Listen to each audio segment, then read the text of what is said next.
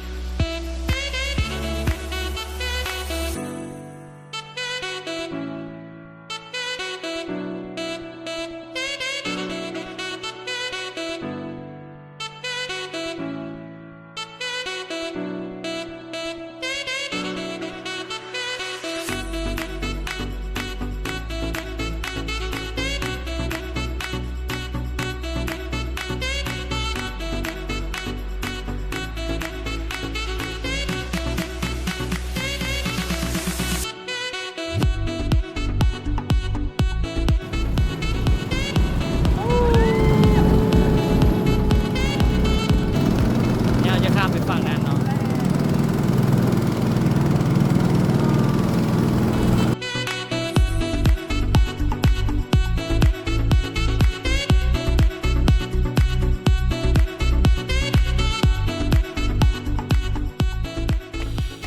อันนี้เขาย่างขึ้นมาฮอต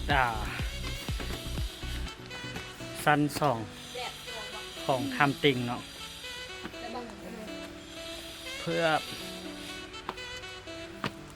ไม่บอกกับไม่นะเตรียมจะให้เบิ่งอันนี้ประตูของไม่ปานขึ้นพังเงิน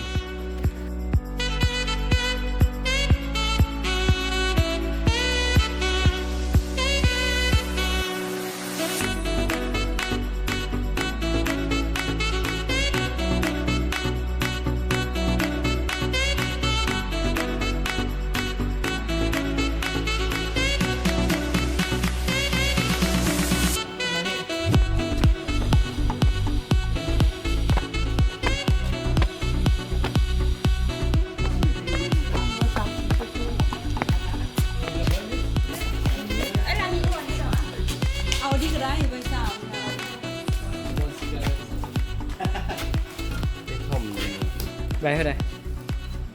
เป็นนกมันจะออกได้เลยมันปวดหัวอันนี้จะไปทำติงแล้วบอกอันอยู่ไหนเนี่ยประตูนี่งามนะเบิ่งนี่ประตูเสื้ออันนี้โมซาวนี่นะเพื่อนเป็นไหว้พระเอาบอกกัน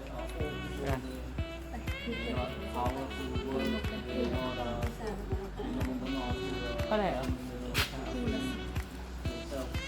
กูละ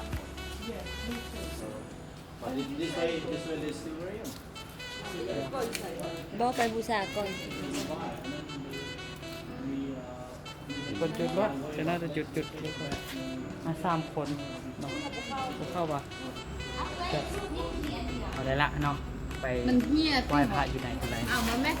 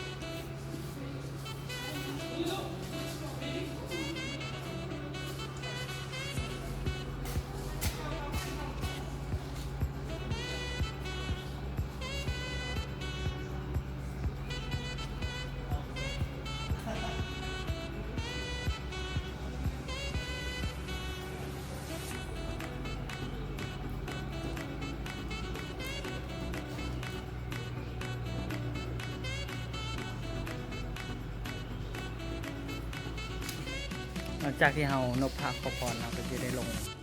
กลับไปคือเก่าเนาะเบิ้งหุ่นคันใดขึ้นมาหลายคันเติบ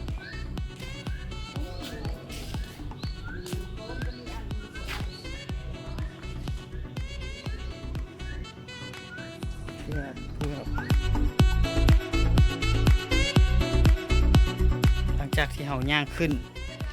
แล้วก็ต้องได้ย่างลง คิดว่าย่างขึ้นก็เมื่อยเลยย่างลงก็เมื่อยคือกันเปื้อบอันนี้เป็นบ่ค่อยฮู้ประวัติความเป็นมาเป็นไรเนาะแต่อันเคยว่าเจ้าชีวิตสว่างบงได้เคยมาอยู่นี่ของหลวงพ่อบางอันนี้เขาเอิ้นทำติ้งเดี๋ยวไปเบิ่งบรรยากาศนำกันเนาะว่าสิงามได้ขี้เหงื่อเลาะอยู่ใกล้ถ้ำนี่แหละอันนั้นแม่น้ำเนาะแม่น้ำอันนี้แม่น้ำโขง